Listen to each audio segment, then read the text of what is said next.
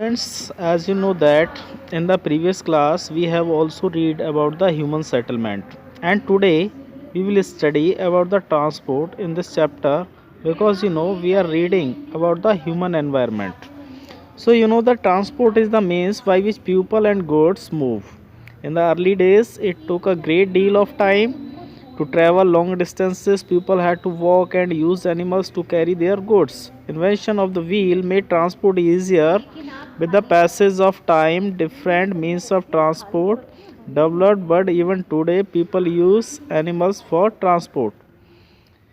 Students, जैसा कि आप लोग जानते हैं, हम अब ट्रांसपोर्ट के बारे में अध्ययन कर रहे हैं। ट्रांसपोर्ट का मतलब होता है यातायात। तो ट्रांसपोर्ट जो है वो एक ऐसा साधन होता है जिसके द्वारा लोग अपने माल को या लोगों का जो है मूवमेंट होता है, आवागमन होता है। प्रारंभिक दिनों में ये देखा गया कि जो लंबी दूरी की जो यात्राएं की जाती थी तो उसके लिए लोग जो है या तो वो पैदल जाते थे या वो पशुओं का उपयोग करते थे। भारी सामान ढोने के लिए भी अनेक प्रकार के एनिमल्स का उपयोग किया जाता था। जैसे पहिए का जब आविष्कार हुआ तो उसके बाद जो है ट्रांसपोर्टेशन काफ़ी आसान हुआ है।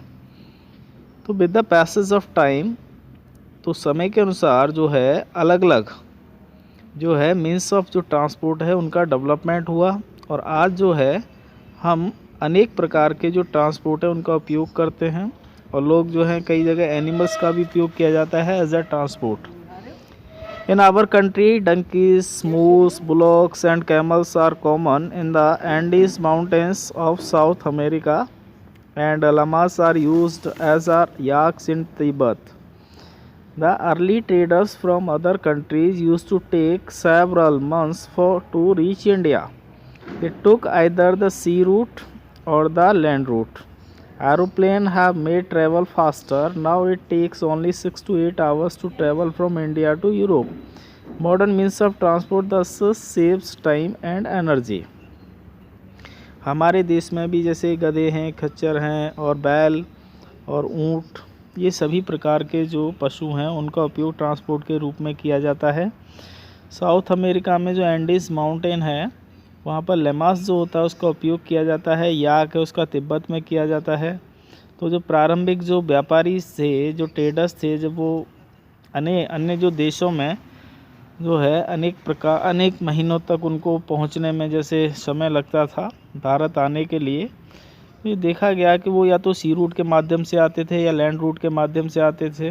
लेकिन आज के इस आधुनिक युग में जैसे हवाई जहाज़ होता है, एरोप्लेन, उसने जो है ट्रैवलिंग को काफ़ी फास्ट कर दिया है, और उसमें जैसे देखें तो 6 से 8 घंटे का समय जो है ट्रैवलिंग का लगता है। भारत से अगर यूरोप के लिए जाना हो तो जो मॉडर्न मीन्स ऑफ जो ट्रांसपोर्ट है उन्होंने समय और ऊर्जा दोनों की बचत की है।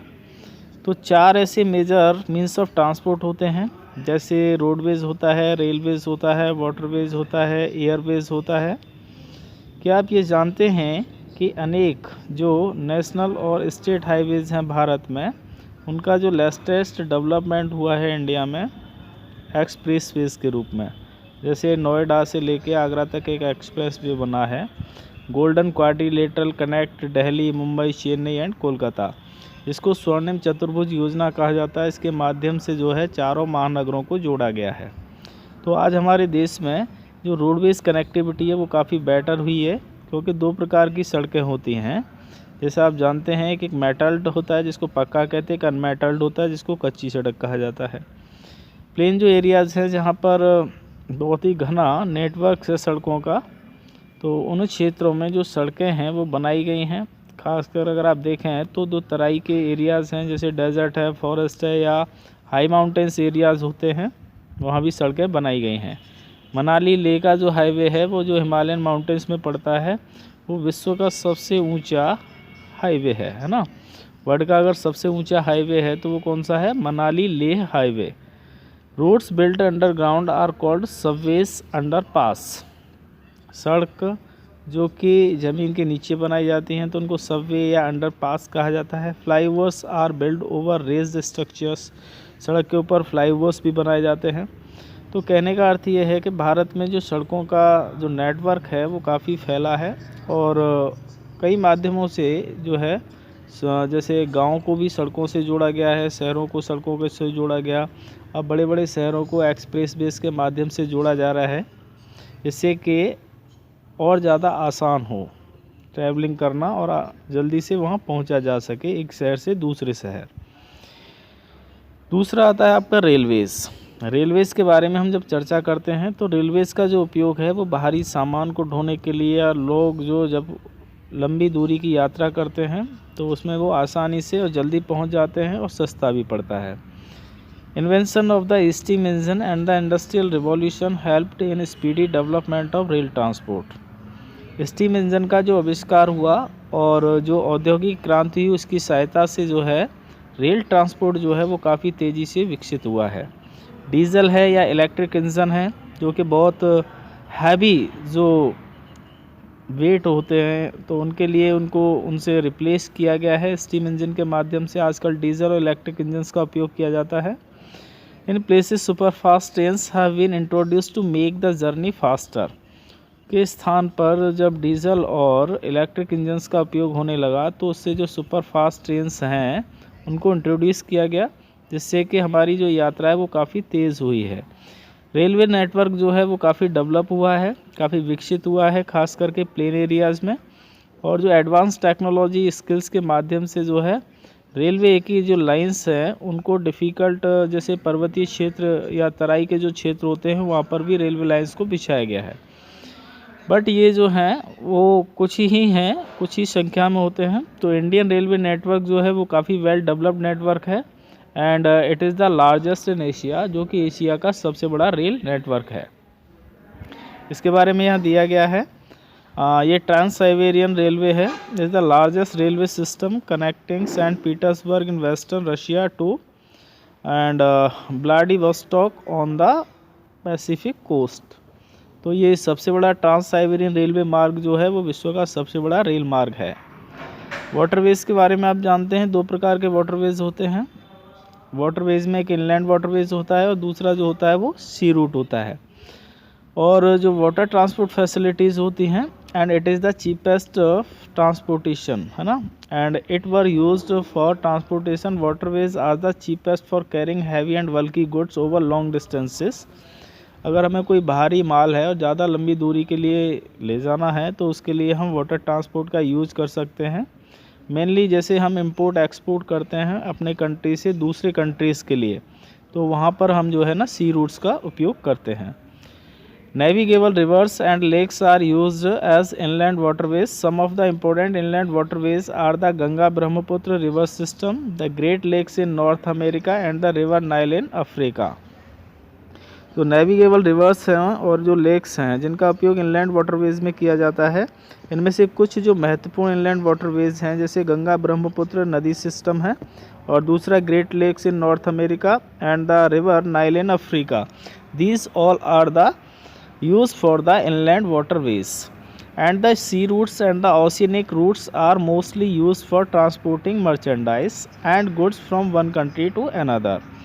जो सी रूट्स होते हैं या जो महासागरीय जो रास्ते होते हैं वहाँ पर मोस्टली जो है ट्रांसपोर्टिंग जो है जहाँ पर व्यापारी जो लोग होते हैं जो कि व्यापार करते हैं एक देश से दूसरे देश में, तो वो इस प्रकार के ट्रांसपोर्टेशन का यूज़ करते हैं और वो माल को एक देश से दूसरे देश पहुँचाते हैं या वहाँ से लेकर आते हैं। दीज रूट्स, ये जो सभी रूट्स होते हैं वो पोर्ट्स के माध्यम से जुड़े होते हैं।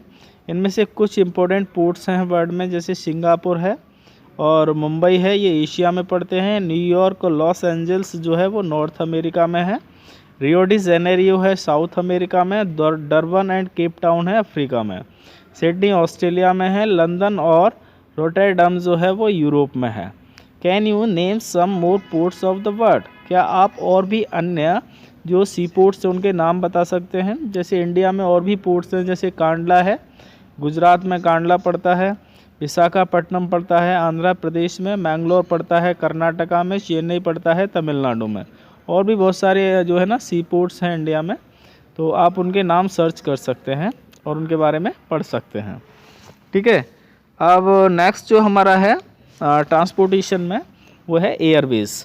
जैसा आप जानते हैं airways is the fastest means of transport and it developed in the early 20th century. It is also the most expensive due to high cost of fuels. Air traffic is adversely affected by bad weather like fog and storms. It is the only mode of the transport to reach the most remote and distant areas, especially where there are no roads and railways.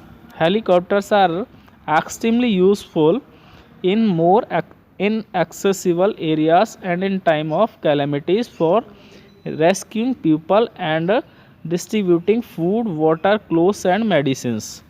Some of the important airports are Delhi, Mumbai, New York, London, Paris and Frankfurt and Cairo. These all are the important airports in the world.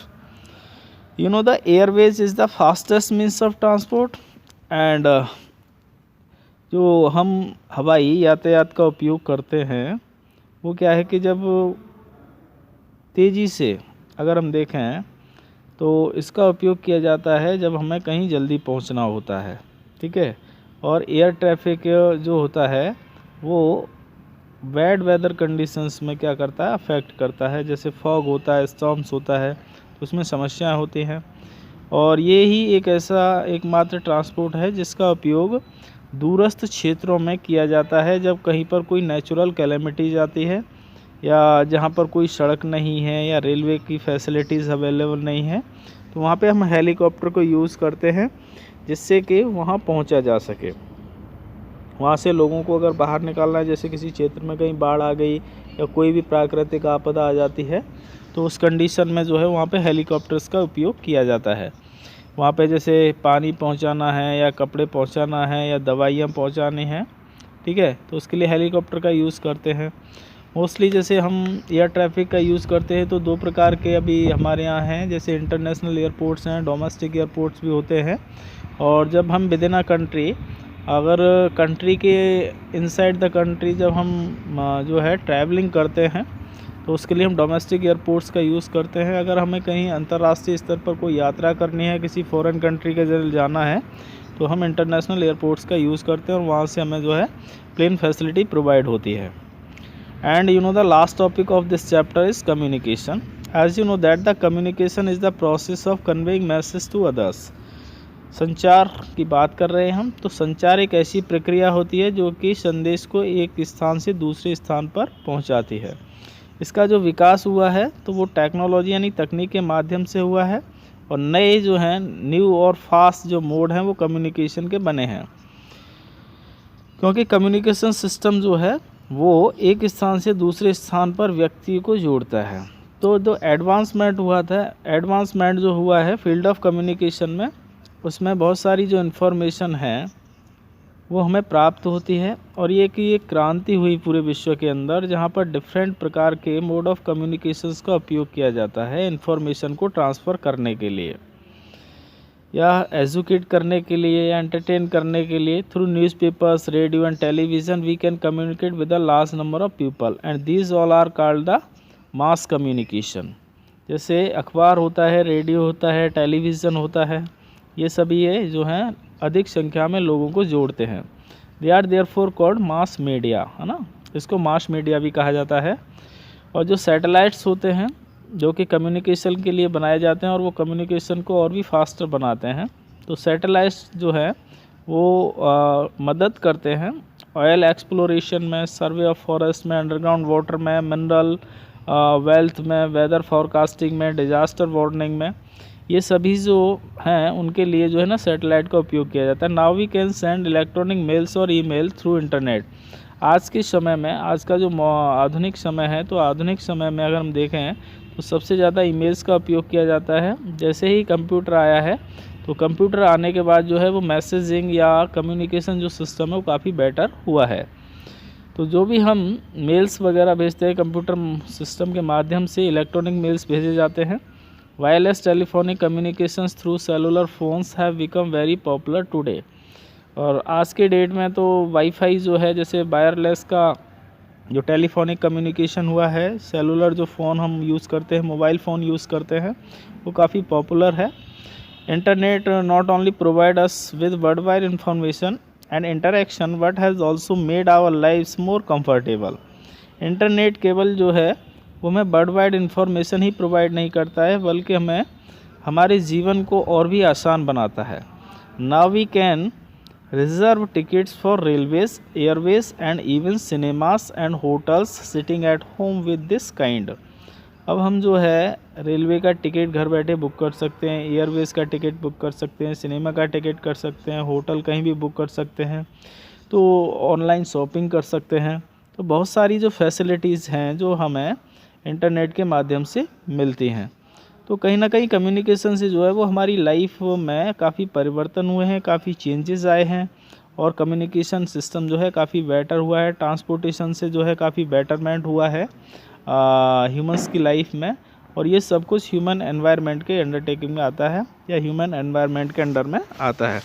तो human का जो role रहा है वो काफ़ी उसने improvement किया है।